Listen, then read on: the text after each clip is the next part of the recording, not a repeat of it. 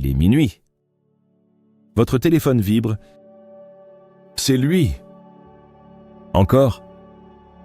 Vous savez ce qui va se passer? Le même cycle? Les mêmes excuses. Le même vide après. Mais vous allez répondre quand même. Pourquoi? Ce n'est pas de l'amour.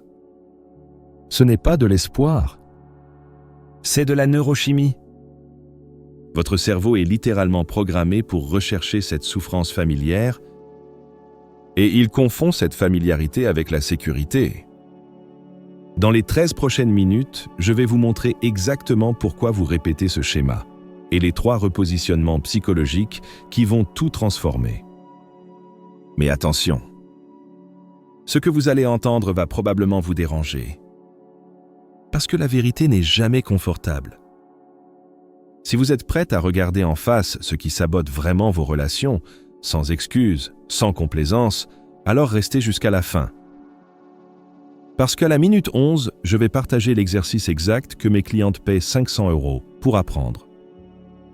Gratuitement. Commençons. Il y a 3 ans, j'étais assise dans mon appartement parisien, fixant mon téléphone. Encore. Attendant un message qui ne viendrait probablement pas. Encore.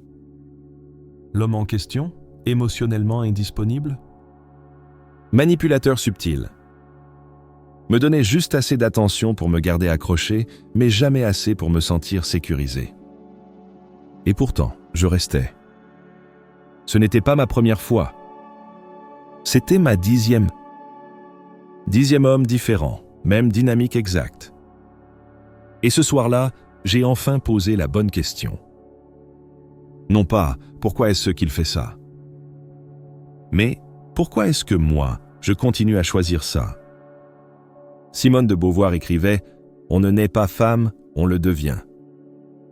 Permettez-moi d'ajouter « On ne naît pas en quête d'amour toxique ». On nous l'enseigne.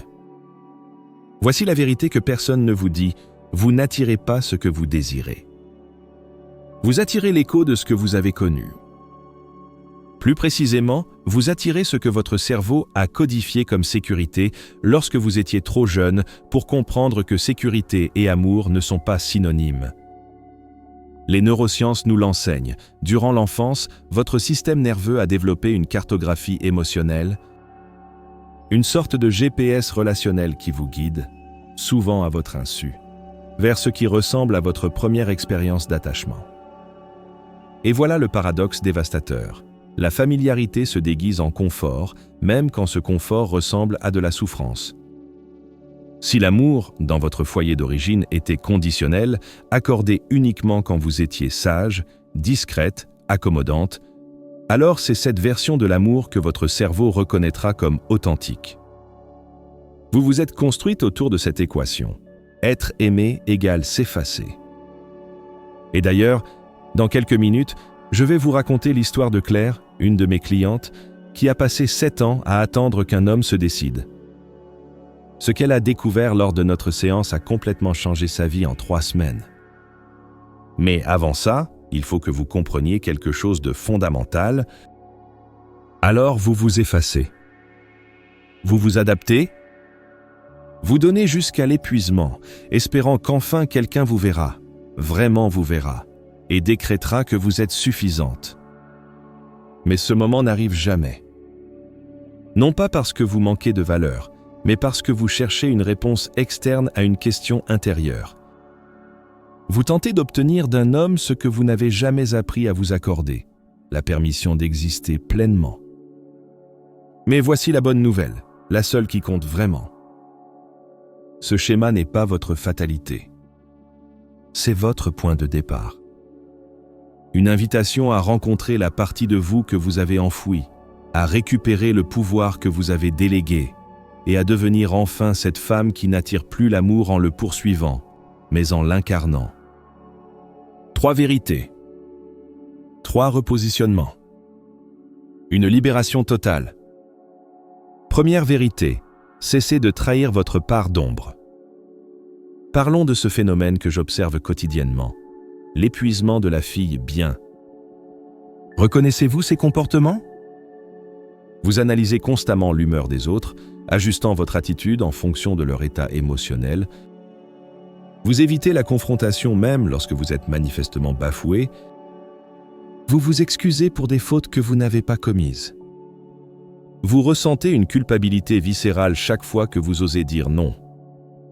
Si vous vous reconnaissez dans ne serait-ce qu'un de ces traits, vous êtes prisonnière du syndrome de la gentille fille. Mais voici ce qu'on omet de vous dire. Cette gentille fille n'est pas votre essence. C'est une armure psychologique que vous avez forgée, enfant. Peut-être que dans votre foyer, l'affection n'apparaissait que lorsque vous vous conformiez à des attentes implicites, quand vous ne créiez pas de vagues, quand vous placiez systématiquement les besoins d'autrui avant les vôtres. Vous avez donc appris à vous rétrécir, à vous faire petite, à devenir hyper consciente des émotions environnantes tout en anesthésiant les vôtres. Laissez-moi vous parler de Claire. Pendant 7 ans, Claire est sortie avec un homme qui lui disait « Je ne suis pas prêt pour l'engagement, mais je t'aime vraiment. » 7 ans? À attendre? À espérer? À être la gentille copine qui ne fait jamais de vagues. Lors de notre première séance, je lui ai posé une question simple. « Claire, imagine que ta meilleure amie vive exactement ce que tu vis. Que lui dirais-tu » Silence. Puis les larmes. Je lui dirais de partir. Immédiatement. Alors pourquoi tu ne te dis pas la même chose à toi-même? Encore un silence. Puis, parce que je ne mérite peut-être pas mieux. Et voilà! Là était le vrai problème. 3 semaines plus tard, Claire lui a envoyé un message simple. Je choisis maintenant quelqu'un qui est prêt pour moi. Elle n'a jamais regardé en arrière. Et 6 mois après, elle a rencontré l'homme qu'elle allait épouser, quelqu'un qui n'a jamais eu besoin de 7 ans pour se décider. Vous voyez ce qui s'est passé? Claire n'a pas changé les hommes qu'elle attirait en devenant plus attirante, plus performante ou plus patiente. Elle a changé les hommes qu'elle attirait en changeant ce qu'elle acceptait. Revenons à votre part d'ombre. Il existe une autre facette de vous. Appelons-la votre part d'ombre. Non pas ombre au sens de malveillance, mais au sens jungien du terme. Cette partie de votre psyché que vous avez réprimée parce que la société ou votre famille l'a jugée inacceptable. C'est cette version de vous qui s'affirme sans s'excuser, qui pose des limites sans négocier. Qui sait que ses besoins ont autant de légitimité que ceux d'autrui? Qui refuse de se diminuer pour rassurer les égos fragiles? Pendant des années, vous avez probablement étouffé cette dimension de vous-même. On vous a dit qu'elle était trop directe, trop exigeante, trop égoïste, trop intense. Mais voici la vérité, elle est précisément la clé pour briser votre schéma. Car tant que vous demeurez figé dans le rôle de la gentille fille, vous trahissez votre authenticité. Vous devenez une construction sociale plutôt qu'un être vivant. Et les hommes le perçoivent. Ils détectent intuitivement quand vous performez plutôt que d'être. Voici donc votre premier travail. Et oui, c'est un travail concret, car la conscience sans action n'est que du divertissement intellectuel. La prochaine fois que vous vous surprenez à poursuivre quelqu'un qui se dérobe, à vous taire face à un manque de respect évident ou à vous justifier excessivement alors que vous n'avez commis aucune faute, faites une pause. Respirez profondément. Et posez-vous cette question. Comment agirait la version de moi qui connaît sa valeur? Non pas celle qui craint le rejet, non pas celle qui a besoin d'être appréciée universellement, celle qui connaît sa valeur intrinsèque et refuse de la négocier. Peut-être enverrait-elle un message simple « Je ne ressens plus d'alignement dans cette dynamique plutôt que de ruminer pendant 3 jours. » Peut-être dirait-elle « Cela ne me convient pas » au lieu d'accepter des plans qui la heurtent intérieurement. Peut-être se retirerait-elle d'une conversation plutôt que de tenter de convaincre quelqu'un de sa légitimité. Écoutez-moi bien, votre valeur n'est pas à prouver, elle est à protéger. Si cela résonne en vous, je serais curieuse de connaître votre expérience dans les commentaires.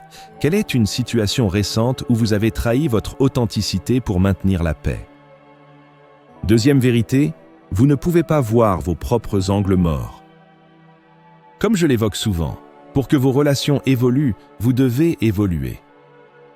Mais voici la question qu'on élude systématiquement. Savez-vous réellement comment évoluer? Concrètement, étape par étape. Pour votre situation unique? D'ailleurs, dans quelques minutes, je vais vous donner l'exercice gratuit que je mentionnais au début, celui que mes clientes paient 500 € pour apprendre. Mais avant, laissez-moi vous raconter comment j'ai moi-même découvert ce principe. Il y a 5 ans, j'étais bloqué, professionnellement brillante, relationnellement désastreuse. J'avais lu tous les livres, suivi toutes les méthodes, fait toute la thérapie. Et pourtant, je répétais les mêmes schémas. Jusqu'au jour où une amie m'a dit quelque chose qui a tout changé. Tu sais pourquoi tu n'avances pas? Tu essaies de résoudre un problème du 21e siècle avec des outils du 20e siècle. Tu as besoin de quelqu'un qui vit déjà ce que tu cherches. Ce conseil a littéralement changé la trajectoire de ma vie. Car voici ce que j'ai découvert.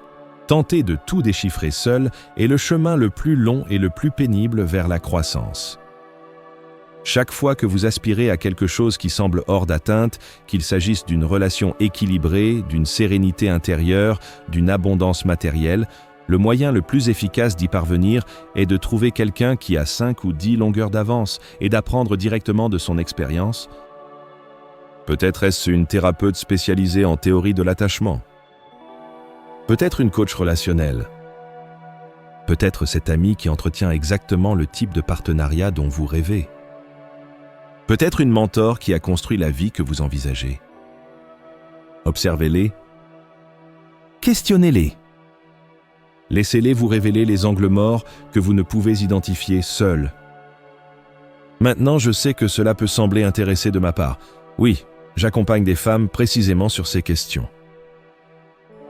Les liens sont disponibles si vous souhaitez explorer cette possibilité.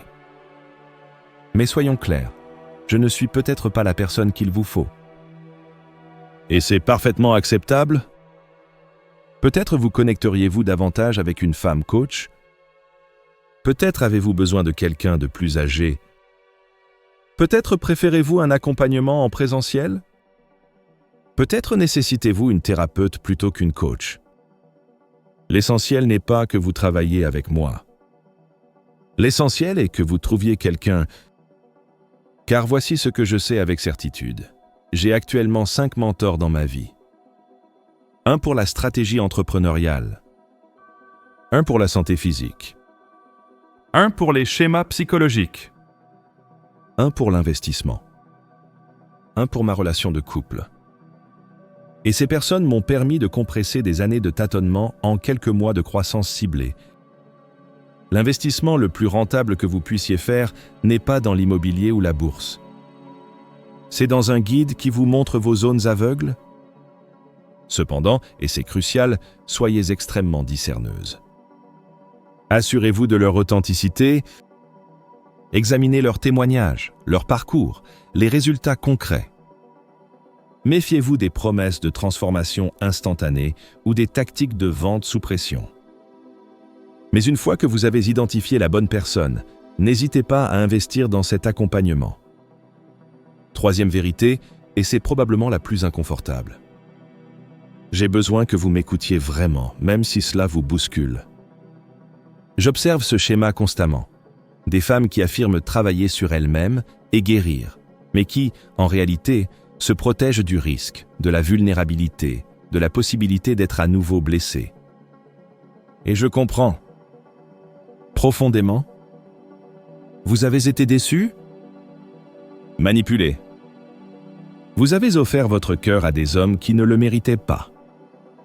Vous avez été ghosté, breadcrumbé, trompé, trahi. Évidemment que vous avez peur. Évidemment que vous voulez vous protéger. D'ailleurs, ce que je vais partager maintenant est exactement ce qui a transformé mon approche de la guérison. Et c'est probablement le concept le plus important de cette vidéo. Si vous ne deviez retenir qu'une seule chose aujourd'hui, ce serait celle-ci. Voici ce qu'il faut comprendre. La guérison n'est pas une retraite. La véritable guérison consiste à pratiquer le respect de soi et l'amour de soi en temps réel, au milieu du chaos de la vie réelle, avec des enjeux réels et des émotions authentiques. Oui, absolument oui. Une partie de la guérison est intérieure. C'est le journaling, la thérapie, la compréhension de vos patterns, le reparentage de votre enfant intérieur. Tout cela est fondamental. Je ne minimise rien de ce travail. Mais à un moment, et c'est là que la plupart restent coincés, la guérison doit également inclure des actions qui vous déstabilisent. C'est affronter vos triggers plutôt que de les fuir indéfiniment. C'est avoir la conversation difficile plutôt que de disparaître quand la situation devient réelle. C'est poser une limite et la maintenir même face à la résistance. C'est exprimer vos besoins même quand votre voix tremble. C'est vous extraire de relations ambiguës qui vous apaisent momentanément, mais vous déshonorent à long terme. Je ne vous parle pas depuis un piédestal d'illumination. Je travaille sur moi-même quotidiennement. Il y a des schémas que je répète encore, des angles morts que mon partenaire doit me signaler, des moments où je réagis depuis d'anciennes blessures. Car voici la réalité que l'industrie du développement personnel préfère taire. La guérison n'a pas de point final. Il n'existe aucune ligne d'arrivée où vous seriez complètement guéri, parfaite et imperméable aux triggers. Mais il existe une différence fondamentale entre grandir à travers l'inconfort et vous cacher derrière le travail sur soi comme excuse pour éviter tout risque. Il est si facile de déclarer « je travaille encore sur moi » et d'utiliser cette phrase comme bouclier. Cela sonne noble, cela semble témoigner d'une conscience de soi, mais parfois, c'est simplement la peur travestie en langage spirituel. Je constate cela particulièrement avec les rencontres. Une femme affirme « Les relations amoureuses ne m'intéressent pas actuellement. Je me concentre sur moi-même. » En surface, cela paraît sain, n'est-ce pas? Mais quand je creuse, voici ce que je découvre souvent. Elle ne prend pas une pause consciente pour se reconstruire. Elle évite l'arène relationnelle parce qu'elle refuse de faire face aux manipulateurs, aux joueurs, aux déceptions. Elle ne se retire pas d'une position de force. Elle se cache par peur. Et encore une fois, je ne suggère pas que vous ne devriez jamais prendre du temps pour vous. Je l'ai fait moi-même. Parfois, vous avez véritablement besoin de cette période de solitude. Mais comprenez ceci. Il y aura toujours des hommes qui gaspilleront votre temps. Toujours. Il y aura toujours des gens qui vous décevront. Toujours. Il y aura toujours un risque de rejet. Toujours. Cela ne changera pas, peu importe l'ampleur de votre travail intérieur. Donc le véritable pouvoir ne réside pas dans l'évitement des personnes difficiles ou des expériences douloureuses.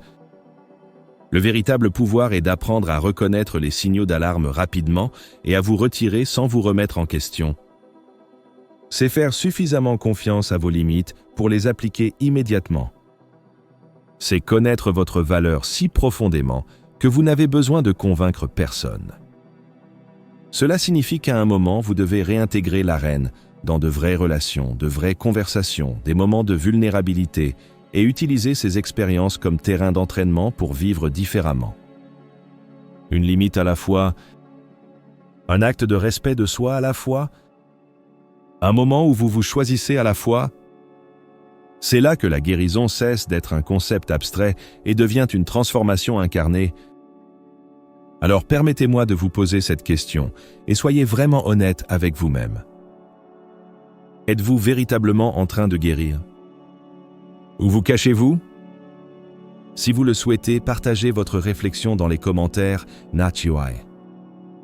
Sans jugement de ma part. Parfois, le simple fait de nommer la vérité à voix haute constitue la première étape. Reprenons ensemble.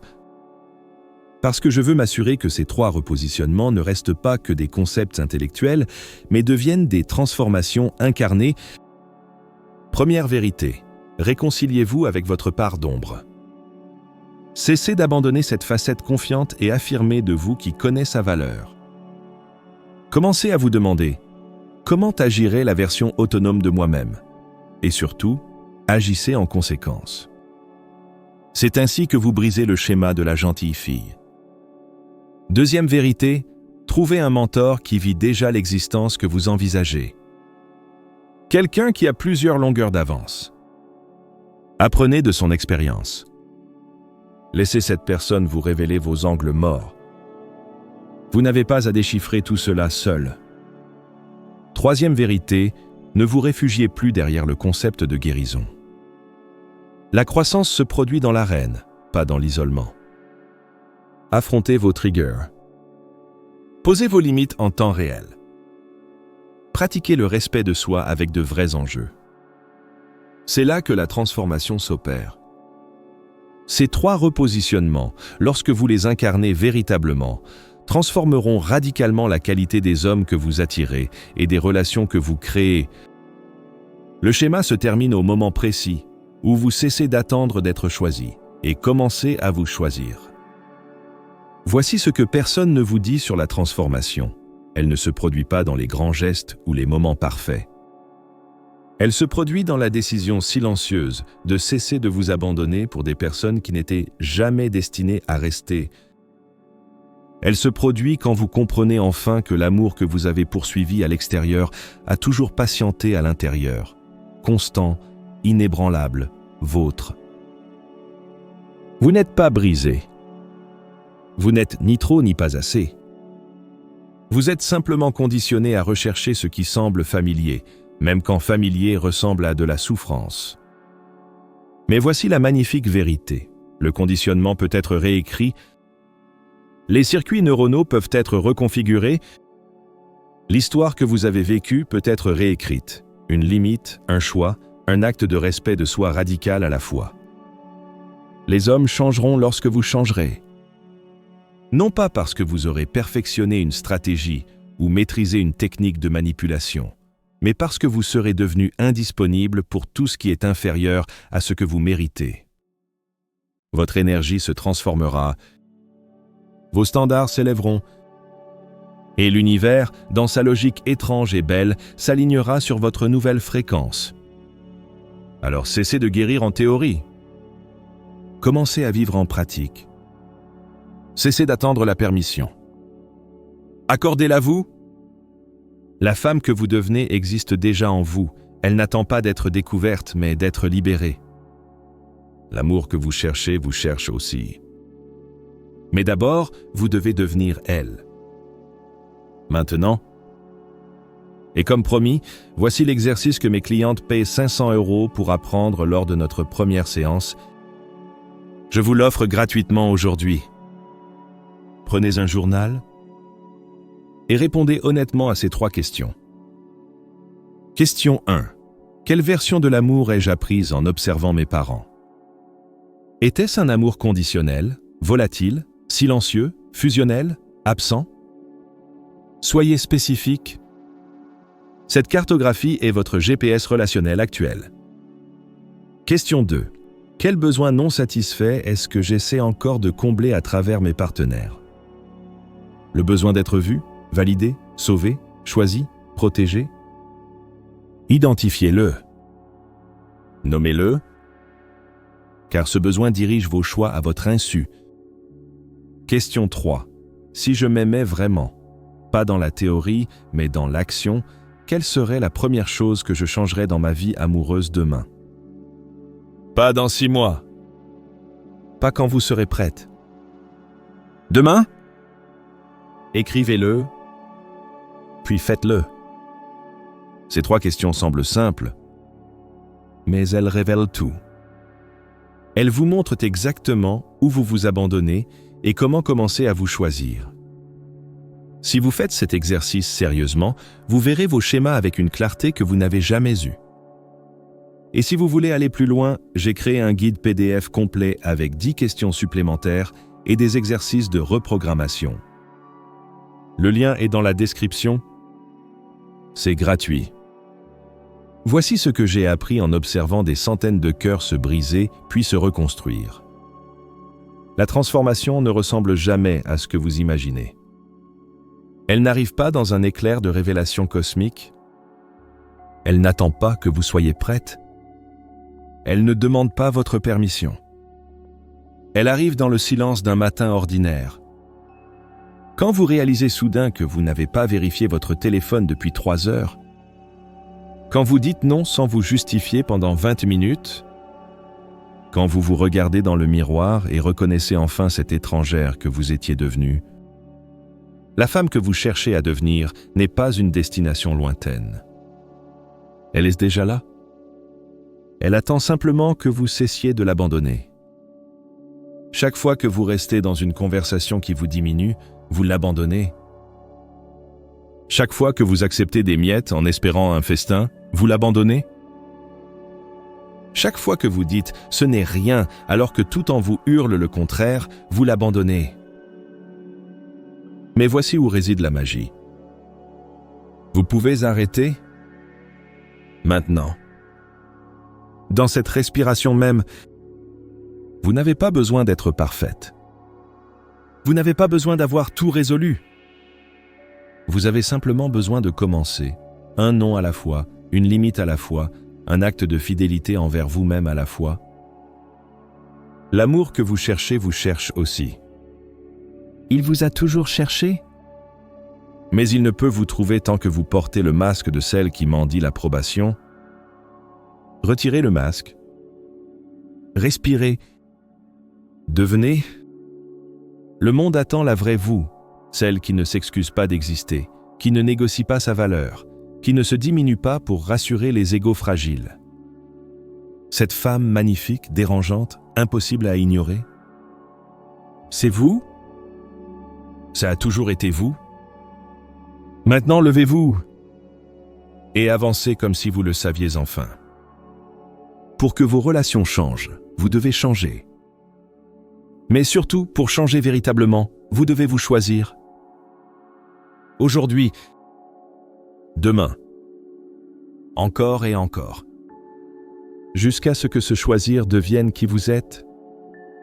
Si cette réflexion a résonné en vous, si vous vous êtes reconnu dans ces schémas, je vous invite à faire quelque chose de puissant maintenant. Écrivez simplement « Je me choisis » dans les commentaires. Ce n'est pas juste un commentaire, c'est votre premier acte public de transformation. C'est vous qui déclarez « Cette version de moi s'arrête ici ». Je commence maintenant. Et si vous connaissez une femme qui a besoin d'entendre ces mots aujourd'hui, une amie, une sœur, une collègue, partagez-lui cette vidéo. Parfois, la chose la plus généreuse qu'on puisse faire est de refléter à quelqu'un ce qu'elle ne peut pas encore voir en elle-même. N'oubliez pas de télécharger le guide PDF gratuit avec les 10 questions complètes. Le lien est dans la description. C'est l'outil exact que j'utilise avec mes clientes lors de notre première séance. Je vous l'offre. Et si vous souhaitez approfondir ces questions, je publie régulièrement du contenu sur la psychologie relationnelle, l'autonomie affective et la transformation authentique. Abonnez-vous pour ne rien manquer. Enfin, si après avoir fait ces exercices, vous réalisez que vous avez besoin d'un accompagnement plus profond pour transformer ces schémas, je serai honoré de vous guider. Les informations sont dans la description. Merci d'avoir été ici. Merci de faire ce travail sur vous-même. Ce n'est pas facile, mais c'est la chose la plus importante que vous puissiez faire. Prenez soin de vous et rappelez-vous, pour que vos relations évoluent, vous devez évoluer. À très bientôt.